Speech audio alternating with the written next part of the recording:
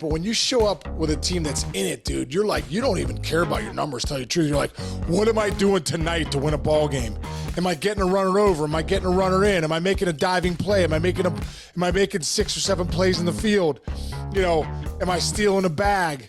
You know, what am I doing tonight to make our team win? That's the difference between being in it, being on a team that's in it, and being a team that's not in it, man. When you're in it, you just want to win tonight.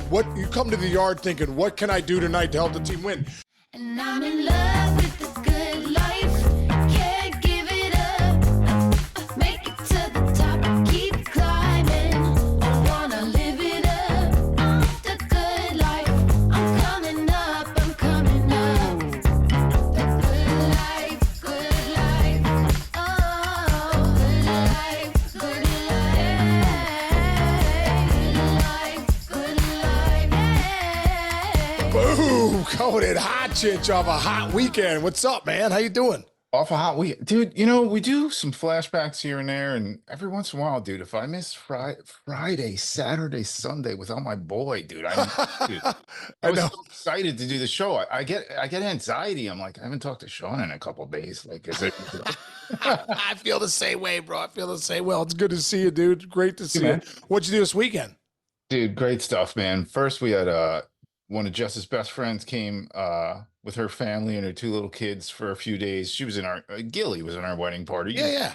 Partied with Gilly. And then yesterday we had Jess's whole side of the family over and just partied and hung out. Funny, so you know, Jess is with the Mets now. No hiding that. Our little niece Amaya, who's about to be 5 years old, all of a sudden is a Mets fan. Insane Mets fan. All she wants us to do are 2 things. There's the trumpet guy, and there's the oh my god thing that the Mets. Oh yeah. Oh my god, the Iglesias. You know, they played it. Yeah. Cranking on repeat all day yesterday in my backyard on the speakers was oh my. And then she does the, you know, the Edwin Diaz walk-up song. She plays them on a loop. They're both locked in my head right now. Like Jose, that's so great, dude. That's so great. But, hey, that's how you get the Mets fans when they're young, bro. You know, hey, that's why. There's stuff like that, though. She's not be like, hey, I think Alonso should be hitting 5th and Lindor should be hitting. Or she's like, play the OMG song and the Tommy trumpets. Let's go. Yeah, it's so good. So much fun. I'll send you some videos actually after. That's awesome. That's awesome. How was your weekend? Good? Good. I had a great weekend. First weekend at home. Dude, it was really chill, man. It was like, honest to God, it was so nice. I haven't been home in a long time. And I looked at Sarah at one point. We were just watching the show. We're both on the couch like, this is so nice. Oh, dude, right? This is so nice to just be doing this. So it was great. My daughter Jillian's got a bunch of volleyball. Like, she's trying out for a bunch of volleyball teams. So, like, just been running around, taking her to that stuff. So it was a great weekend, dude. It was a great weekend. Doing nothing is underrated sometimes. It really is, dude. It's nice. It's nice. And then whenever I'm doing nothing, sometimes I feel weird. So I'm like, all right, it's okay. It's okay to do nothing. It's actually okay to sit. Yeah. Recharge your batteries, man. Your phone battery dies. You got to put it on. Exactly. Can't look at it for a while. Anyway, there's a lot of phone batteries that need to be charged right now. We are days away from the trade deadline being over. We got stuff going on left and right. I brought up Lorenzen just went from the Rangers to the Royals. And what was your big thing that you popped in right when we? Oh, I said Isaac Paredes was traded to the Cubs. Yeah, for Christopher Morel, who's like, Morel's a stud. That's going to be interesting to see how that one plays out. Yeah, stay with. I always feel like Chinch. I always feel like if you're trading with the Rays, you always got to like question like, why are the Rays? I feel like they're always nailing trades and like, yeah, they know. Everybody that goes there, like Isaac Paredes went from the Tigers for Austin Meadows, I believe, from the Rays.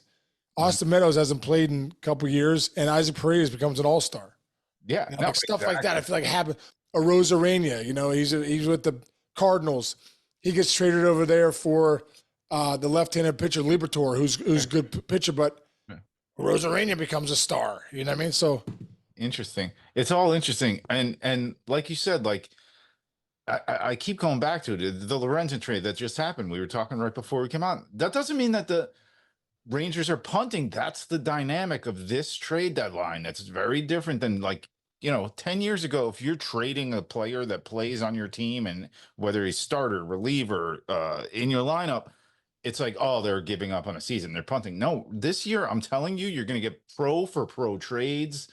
Yeah. People are still going for it. Doesn't mean if you trade your team, your team trades like your left fielder, doesn't mean that they don't care. It means they might be getting something back that they need to keep going for that wild card right now. Right. I think it's such a good point because so many teams are in it now. Mm-hmm.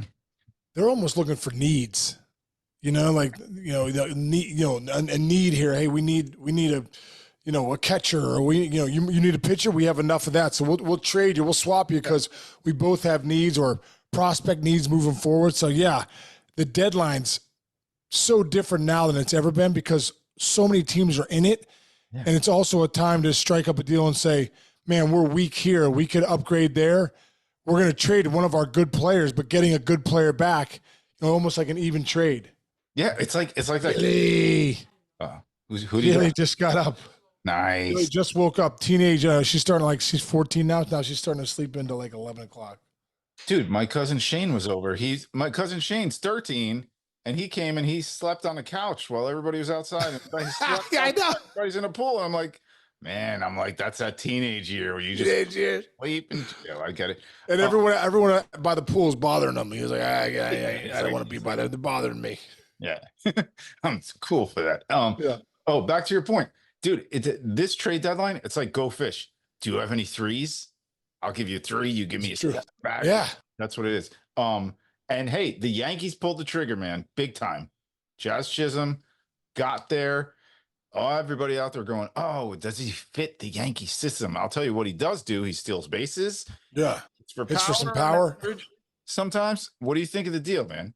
He also gives Booney flexibility. I mean, he could play center field. He could play second base. He could play short if he needed to. He could play third. I mean, I think third is where they want him, playing there. They were asking me yesterday about on PIX. They were asking me about WPIX. We have a WPXI here in Pittsburgh, so I have to think PIX. Oh. They were asking me about PIX what I thought about, him not playing a ton of third. I'm like, this guy's a sick athlete. He can play. That's a good thing with Booney. I mean, this guy can play wherever you want him to. So I like the Jazz Chisholm trade. Gives him another big bat. You got Giancarlo Stanton coming back today, I believe. You got Austin Wells having over 900 OPS in the last month, raking, and not almost a 950, dude. Like he's raking. So you could go Soto, Judge, Wells, Stanton, Chisholm. You could just line it up. Lefty, righty, lefty, righty, lefty. You know what I mean? Now you're lengthening the lineup. Now you're deeper. Yep. You know what I mean? So again, you said Stanton coming back, whatever. Dude, and again, so like big. you said, what are they now? 1650. They're still they're a half game back. And let's not forget that the Orioles haven't been playing their greatest baseball. If you're sitting in the Baltimore area, I'm buddies with 1 game out. 1 game out, yeah. Cal Ripken's son has one of the greatest, a great podcast down in the DC area, and he's a really good dude, good friend of ours. I got introduced with him through Billy. Ryan Ripken. If you haven't checked out that podcast, check that out. He's great. Really? I didn't know that. What's it called?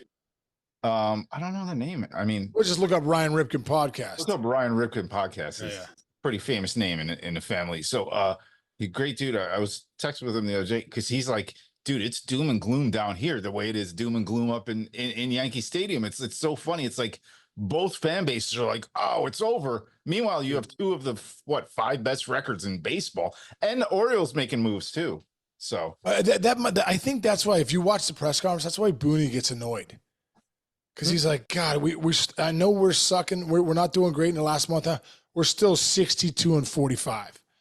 We're like they got one of the best records in baseball, like 4th best record, I think. So it's like, and they've been struggling. They're about to take off, dude. I think with Chisholm coming, with Stanton there, Rodon had a great start last night. They beat the Red Sox 2 out of 3. They had the big win in the second day in. They had a big comeback win in the 9th. So. That's huge. It is funny, talk about trading perspectives. You look at the Yankees, 62-45, sky's falling. The Orioles are 5-5 in their last 10, 62-43. Sky's fallen. The Pirates are 53-52.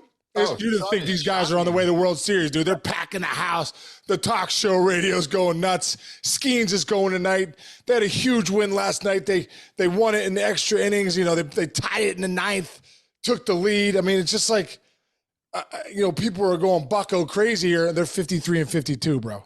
Yeah. They have 10 wins. They have 9 wins less than the Yankees. 9. Right. And dude, same thing with your other team you formerly played for. The Reds, dude. I posted the other day, like, wow, Yankees get Chisholm here. They're going for it. And a bunch of Reds fans, because we have a lot of Reds followers. Yeah. Sean Case is in a Reds Hall of Fame, by the way, in case anybody didn't remember. But like Reds fans are like, why can't we get it back? We got to go for it. We got to go for it. If this Yankee team had the record that the Reds have right now, oh my God, it'd be like fire everybody in the entire franchise, sell the team, all this and that. Yeah. Meanwhile, Reds fans are like, what can we do? What can we do right now? We got a shot. We can taste it. And like I said, everybody can taste it in the league except for about 6 teams. Oh, I know. And now there's 2 teams that aren't in it. I love that, dude. No, that's what's great right now. Yeah. And also, dude, you look at the Reds. Did you see Ellie De La Cruz steal 4 bases yesterday? 4. He's got 55 bags, dude. And I feel like when he gets on, he goes.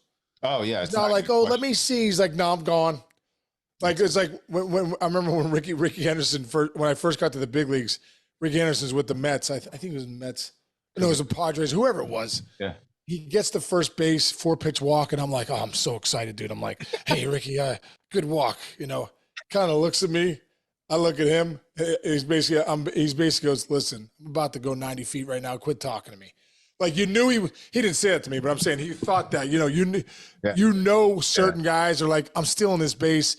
Everyone knows it. The catcher knows it. The pitcher knows it. You know it. But watch this. That's what Ellie De La Cruz is basically doing right now. That Ricky Henderson, like, when I get on, I'm stealing. If I get a single, I'm stealing second and I'm stealing third. Ah, so good. Dude, that actually just randomly reminds me of one of the greatest Yogi Berra stories. And you'll appreciate this because you're a first baseman. I don't know if you know this because it's big in New York. So Yogi Berra was considered like, he was like the Sean Casey back in the day. Like, he talked to everybody and was friends. And when like guys would come up to the plate and he'd be talking to them and they'd be like, Yogi, I gotta get up here, like, whatever. And so this is a great story. When he would get to first base, obviously he would talk to the first baseman the same way you would talk to the guys that got on base, whatever. Right. And he would talk. And they found out like they were getting screwed on like bunt sign. They were not bunting well. He wasn't stealing bases. He was getting thrown out a lot. And what they said was that Yogi was such a talker. But when he was on first base and somebody gave him a sign that was an actual sign of like steal or hit and run or bunt, he would stop talking. So the team realized that they were like, hey, Yogi, when you're on first base, you talk to everybody. But when we give you a sign, you stop talking, and everybody's knowing that around the league. So they changed up all the Yankee signs when Yogi Berra would get to first base so that he wouldn't have to concentrate on his sign and he would stop giving it. See, there was analytics back in the day too, a little different, but there was still analytics. People were analyzing what other guys are doing, right? I mean, so good. Hey, I got a question for you, kind of throwing this at there without having prepped you for it. I was watching the Al Lighters on Central with D-Row today. They're, at the big screen and Lighters throwing his arms around. Great stuff. D-Row made a great point. He goes, it's always something, and you mentioned this a couple days ago on our show. It's always something crazy when it's like, this is the guy that's going to change the dynamic of our team. And we're trying to win the World Series this year. Leiter brought up a great point. He's like, Randy Johnson to the Astros. The Astros were like, yeah, in 98. Yeah, in 98. And my question to you is there a guy out there that is that guy? Like, if you get that guy, I argue first that Scooble. I know. And the other thing about Scooble is like, I think it's the opposite of what we were talking about. Only way I'm trading Scooble to the Orioles, you give me Jackson Holiday. Oh, That's yeah. it. I need Jackson Holiday. I need a couple other guys too, because you're getting a premier young lefty that has, that still has a couple years before free agency. Dude, like if I'm the Tigers, I'm looking to build around that guy. So if I'm trading the franchise #1 starter, one of the best starters in baseball, you got to give me back your 3 of your top prospects. Yeah. 3 of your top 5 prospects have to come back to Detroit. I agree with that. Yeah. Yeah. And it's easier to say it about pitchers too, because that's a bang, bang. Is there let's go back. Is there the Yoenis Cespedes out there or the JD Martinez out there back in the day? Remember those guys? Yeah. Dude, you know who I think it is? Brent Rooker. Okay. I have one too. Tell me why Rooker, and I'll tell you. I just think Rooker, you look at his numbers, man. The guy's, Clayton close to 300, almost 30 bombs. He's getting better and better every year he plays. Drives in runs, at a great clip. I just think he's a middle of the order bat that, like, people in Pittsburgh here, like this morning we were at, I was at Telio, JD's place, and a buddy, Jeff Lippert, was like, hey, man, what are they doing? Are the Pirates doing anything? And who would be the guy? And the guy I thought of, Ben Cherington's trying to do something, but the guy I thought of right away that would make an impact because their offense is not that good, a guy like Brent Rooker, right in the 3-hole. Here's your power hitter. Here's your RBI guy. Here's your guy that it's hitting close to 300. That's a game-changing bat for me. I like it. Can I give you mine? Yeah. VIT Jr. If the thing is, are they trading him? We still don't know what. This is a cool thing. That guy that runs that team, your buddy, great guy. We don't know yet what he's doing, which makes him so good at his job. In Ross Atkins. Yes, the whole squad over there in Toronto, they know what they're doing. So do you make the move to sell some of your guys and really regroup? But I would say if you put VIT Jr. in the lineup, I know he's not having his best year so far, but hey, that's what you say about those guys sometimes. And here's my second question to you. That change of scenery, what does it do for you when you're a hitter? Oh, bro, you kidding me? I think the change of scenery. Well, when you start to hear that you might be traded, you start to realize, okay, if you're on a bad team, you're excited to go because you're going to a pennant race. So, dude, when you're coming to the yard in a pennant race, it is so different than when you're coming. There's been years when I've been in Cincinnati, you come into the yard and you're out of 20 games out of it, and it's July, and you're like, wow. And I think that's when you mentally have to be like, okay, I'm here for these guys. I'm here to serve these guys. I'm not here for my stats. You have to play that game because guys are like, oh, just get your stats. I'm like, no, if I just try to get my stats, I'm not going to play well. But if I'm still playing for these guys in the clubhouse and showing up and showing them that I'm playing my hardest and I'm getting after it, I'm still putting the work and I got my process good. I'm not here just for the results of my numbers. That's the only way to play it. But when you show up with a team that's in it, dude, you're like, you don't even care about your numbers, tell you the truth. You're like, what am I doing tonight to win a ball game? Am I getting a runner over? Am I getting a runner in? Am I making a diving play? Am I making 6 or 7 plays in the field? Am I stealing a bag? What am I doing tonight to make our team win? That's the difference between being in it, being on a team that's in it and being a team that's not in it, man. When you're in it, you just want to win tonight. You come to the yard thinking, what can I do tonight to help the team win? You go 0 for 4, but you make a nice play in the 9th, or you make a nice play, bases loaded, you make a nice pick. You helped the team win. And you're like, let's go. So when you're shaking high-fiving at the end of the game, even though maybe offensively you didn't do great, you're fired up. Now, if you're out of it, you're looking for those offensive numbers. Oh, man, I went 0 for 4. That stinks. I'm 2 for 4, and we lost, but we're out of it anyhow. We're 21 games back, So you don't want to have that feeling. Yeah. It's a 2 different worlds, man. 2 different worlds. And I tell you what, in September when you're in it, dude, you feel like it's spring training. You are so fired up to get to the yard. Because I talk about the dog days, July and August. When August hits, it's that sprint, right?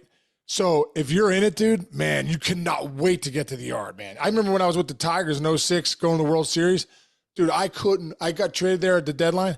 I couldn't wait to get to the yard and do something. Couldn't wait. Cool. So cool. And talk about how psychologically you are resetting, especially a guy who all right, I'm a 280 hitter. I hit 30 a year. I have 100 RBIs a year. And this year it's just not happening. I'm having a terrible year. I hate looking up at the scoreboard and seeing my batting average up there when I walk up. Talk about psychologically what happens is you go to zero, right? Do you reset your stats? Seriously. It's a new season, dude. It's a new season. That's why you see guys go to there. That's why I think a guy like Jazz Chisholm is going to be in New York and just be fired up to be there to win ball games, play hard, do his thing because what? Packed house every night. Yankees. You're like a rock star when you're with the Yankees. So it's exciting, man. Whenever you're a player and you're, in the midst of getting traded, it doesn't matter what like Randy Arozarena is not having a great year, but he's in St. Louis first couple nights, two hits. Like it rejuvenates you, man. And also, guess what? You also have that human feeling of you feel wanted. This team actually traded for me at the deadline. They see something in me. They want me here. I'm going to go show them they did the right thing. Like I said, Dave Dombrowski, man, every time I see Dave Dombrowski, I thank him. Thank you for seeing something in me. The trade deadline in 06, you traded for me to go to the Tigers. Let me get inside your head again, too, as somebody, and most of the people listening are like me. We've never played in a big league game. So, okay, put me through your head that first home at bat with a team that you got traded to, and would it feel like, because those fans are like, all right, you're here. Do you get that? Wow, these people are excited that I'm here. Like I'm excited to be here because I'm getting this ovation. These people don't know me. I was in a National League my whole career. Now I'm sitting here in Detroit, and it's like these people know who I am. I'm coming to the plate, and they need me as much as I need them right now. Is that how? Yeah. Really? Well, there was two different things. The first day I got traded, we were in Tampa, and I just remember wanting to do so well, and I went 2 for 4 with a homer, and I was like, yes. We got OW. It was like just being a part of us, fired up about that. Then when we came home to Detroit, I got a great ovation from the crowd. And yeah, it feels good, man. It just really feels good. And also too, when I was in Pittsburgh, I think we were like 20 games under 500, and I get traded to Detroit and we're 20 games over 500. So in one phone call, you're like the mojo, the atmosphere. And there's a reason, dude. When teams are 20 games over 500, they have good players and good people in the clubhouse. The winning atmosphere is so different. So when you're walking in there, you're like, this is incredible. Like the food tastes better after the games. The flights are better. Everything's better. So it's just for these guys that are getting traded into good situations right now, I know what they're feeling, and they're fired up. It rejuvenates you.